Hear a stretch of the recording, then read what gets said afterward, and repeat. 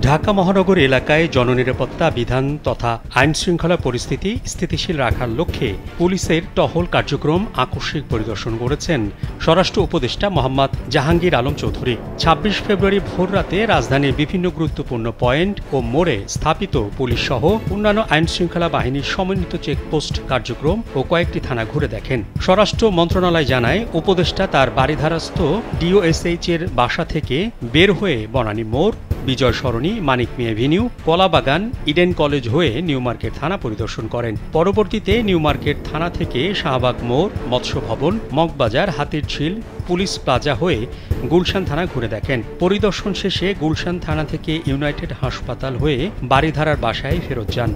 পথিমধ্যে তিনি আশপাশের কিছু অলিগলিও ঘুরে দেখেন। পরিদর্শনকালে উপদেষ্টা থানা ও চেকপোস্টে দায়িত্বরত আইনশৃঙ্খলা বাহিনীর সদস্যদের সঙ্গে কথা বলেন ও তাদের প্রয়োজনীয় দিক নির্দেশনা প্রদান করেন। তিনি রাজধানীসহ সারা দেশের আইনশৃঙ্খলা রক্ষায় নিরাপত্তা বাহিনীর সদস্যদের সর্বোচ্চ সতর্ক থাকার নির্দেশ প্রদান করেন।